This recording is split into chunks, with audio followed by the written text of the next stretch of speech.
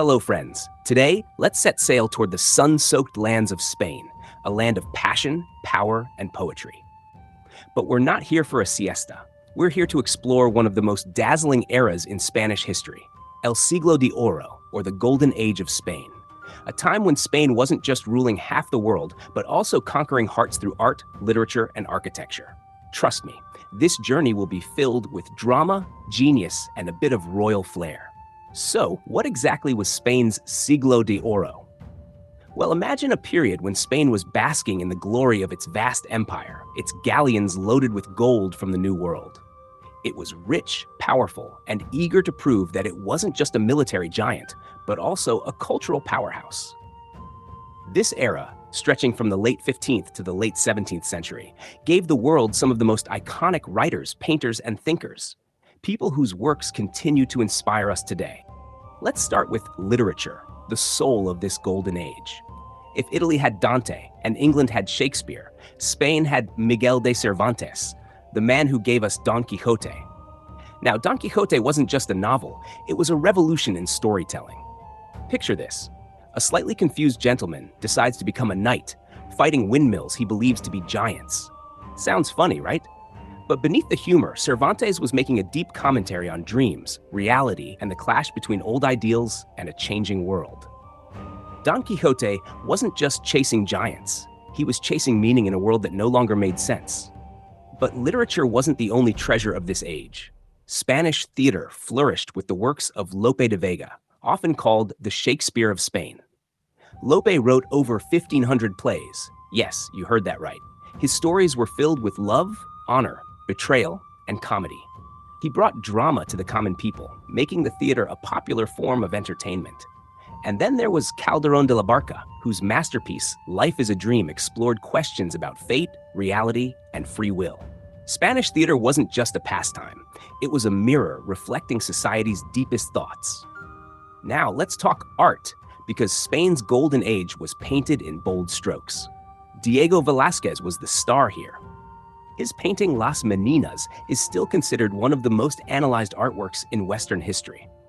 At first glance, it's a portrait of a royal family, but look closer. Velázquez cleverly inserts himself into the painting, challenging viewers to question who is observing whom.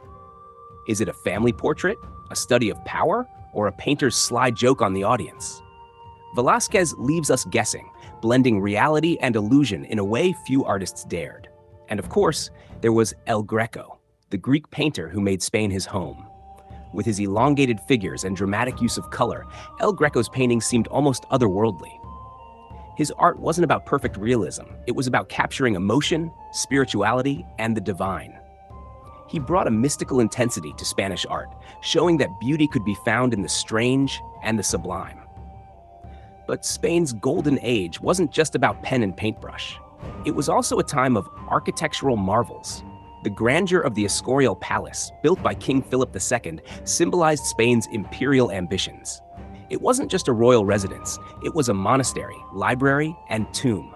The Escorial embodied Spain's belief that it was the guardian of Catholic Europe, blending power with piety. However, behind all this glittering brilliance lay shadows.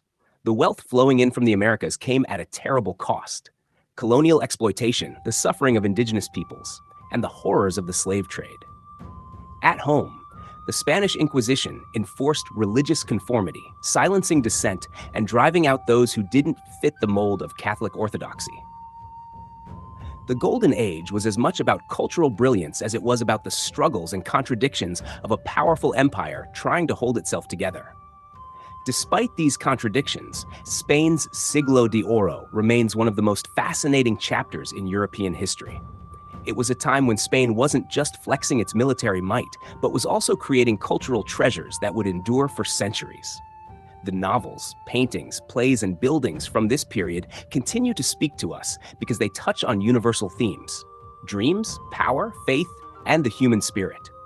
And now, as our journey through Spain's golden streets draws to a close, it's time to cross the Pyrenees. Because just beyond those mountains, another story is waiting. A story of French kings, Renaissance art, and royal ambition. In our next episode, we'll explore how the Renaissance made its way to France, focusing on Francois Thurs and the splendid creations of the Fontainebleau School. So stay curious, keep wondering, and join me next time as we step into the elegance and grandeur of Renaissance France. Until then, friends, keep dreaming like Don Quixote, and remember, the best adventures are still ahead.